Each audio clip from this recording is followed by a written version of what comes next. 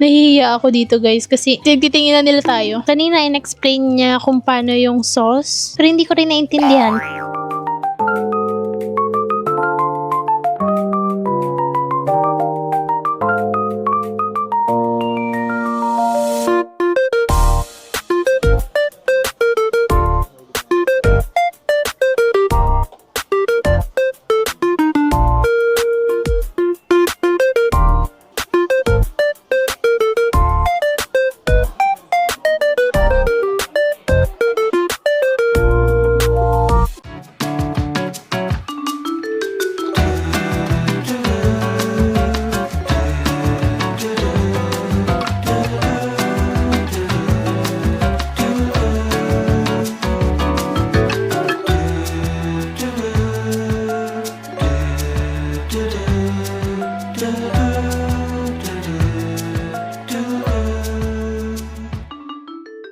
Hey guys, it's Sunny here and I'm back again with another video. So this is gonna be my last day here in Japan. Before that, I'm gonna show you kung ano pa yung mga nangyari dito sa akin sa Japan na hindi ko na-vlog. Pero siyang mga clips of kumakain ako sa ganito. Pero siyang like pure vlog talaga. So ito yung nangyari sa akin guys. Hey guys, it's Sunny here and I'm back again with another video. So for today's video, we're here in Aeon Mall. So magsha-shopping ako dito mag-isa kasi marami akong mga pinasabay para magkapag-ROI naman ng travel na to. Marami kasi dito pwedeng ma-offer guys. Like andito yung GU, Uniqlo, Zara, and more of them are mura yung mga prices. Kasi nasa Japan tayo. Kahapon, pumunta kami sa outlet pero hindi na ako masyado nakapag-vlog. And dahil Golden Week dito guys, ang daming sale sa outlet. Plus, dahil tourist ako, meron pa yon tax-free. 失礼します。サーロインカツレで、ご飯、ハンバーガーから、だし醤油、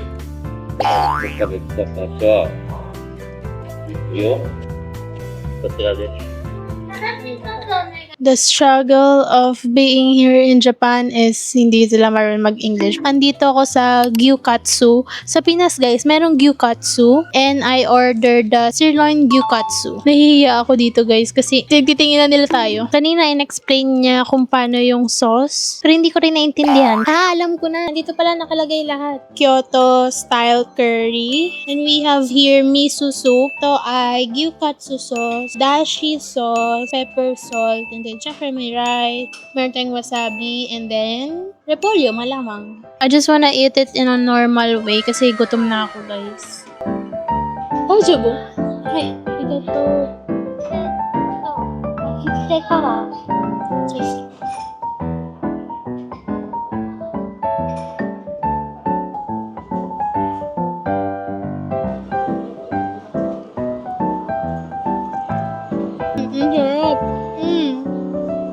Hindi ko sure kung may GU kasi sinearch ko yung GU, Uniqlo yung lumabas. Merong mga branded like to. Like, as in parang SM lang talaga.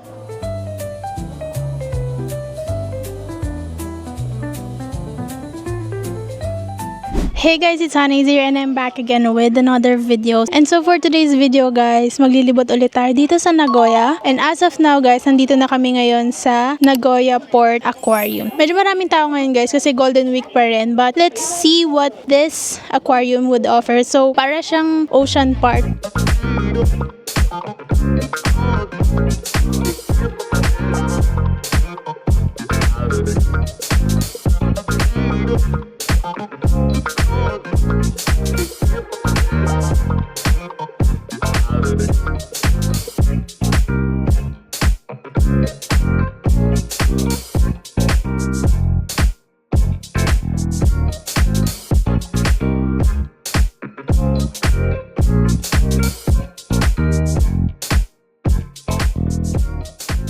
So, yung ticket dito guys is 1,500 yen kapag hindi holidays, tapos pag weekdays. Pero pag holidays and weekends, yung ticket dito is 2,060 yen. So, medyo mahal siya kapag gantong klaseng holiday. Kasi today guys is Golden Week pa rin today. So, medyo mahal yung nabili namin ticket. So, pagpasok mo guys, makikita mo na agad yung mga whale, tas orca. Andito yung killer whale na orca.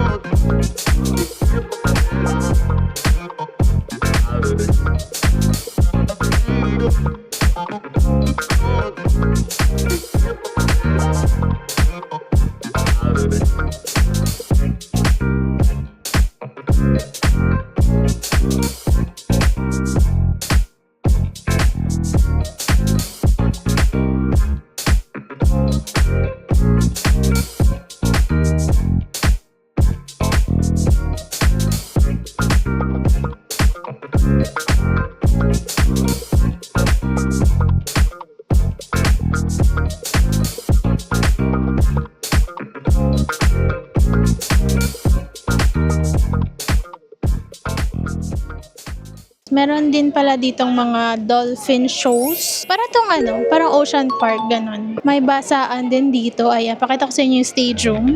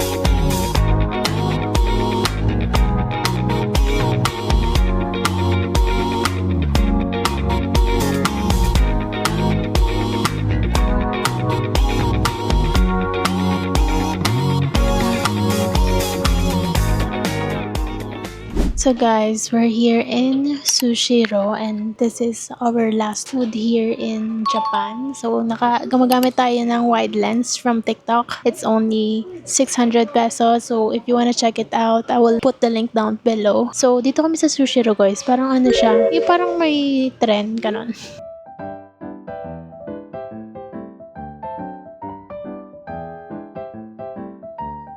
So kanina guys, pumunta lang kami ng Sakae kasi namili pa kami ng mga iba pang pasabay, like a lot.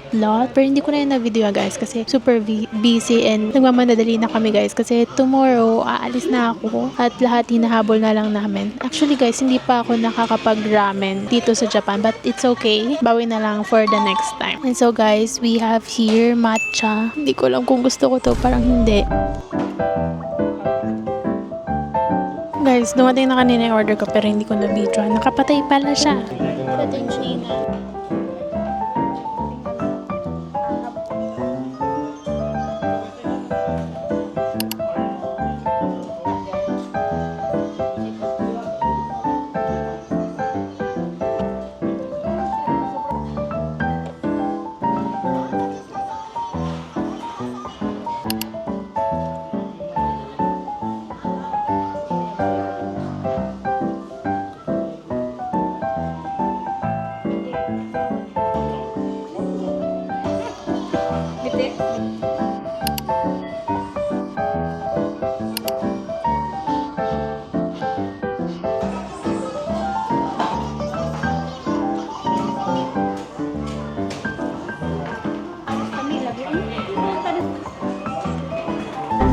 Busog na ako.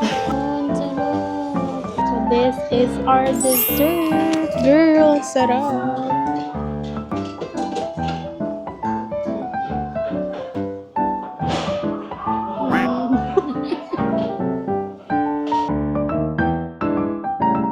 O, diba? Ang dami pa rin sa akin nangyari. But anyways, guys, may mga nangyari rin sa akin dito sa Japan na hindi ko na vlog. Gusto ko siyang i-enjoy yung moment. Kahapon guys, nag-shopping kami sa Sakae. Like, ang dami. Tapos sa Donkey, hindi ko na rin siya na-vlog. Pero plano ko siya dati dapat na i-vlog. Pero kasi guys, pagdating mo sa Donkey, parang sobrang busy mo na agad. Guys, nagpapasabay ako. Pag umaalis lang naman ako. Itong vlog na to guys, is hindi talaga siya aesthetic. Ito yung mga bagay sa trip na hindi nyo talaga siya nakikita sa mga usual tao na nag-vlog. So, I'm trying my best para ipakita sa inyo kung gaano ka-hassle ang pauwi.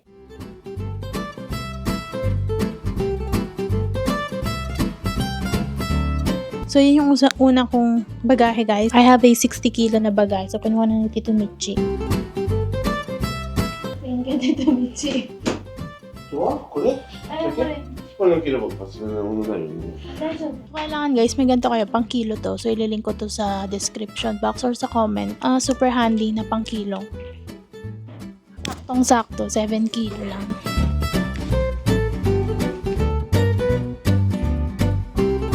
Takay yo. Takay. Okay na rin yung ilang kilo. Mahal daw ang bayad sa kanya.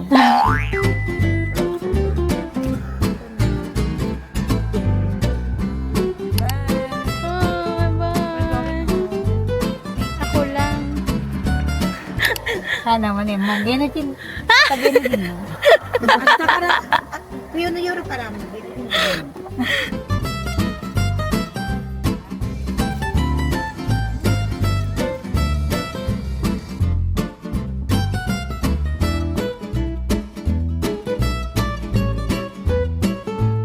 Sakto lang yung pagpunta namin dito. Pero pagdating namin dito is medyo mahaba na yung pila. Feel ko kaya mahabang pila kasi guys, isa lang naman yung flight ng Nagoya to Manila ng Cebu Pacific kasi malaki na aeroplano na ginagamit.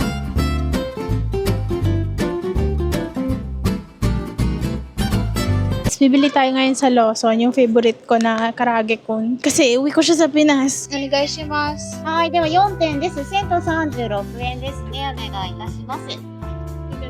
はい、です Wala silang plastic te. So, bit-bit ko na lang, no? Mag-Starbucks kami kasi libre ng Tito Michi, no? Thank you po, Tito Michi.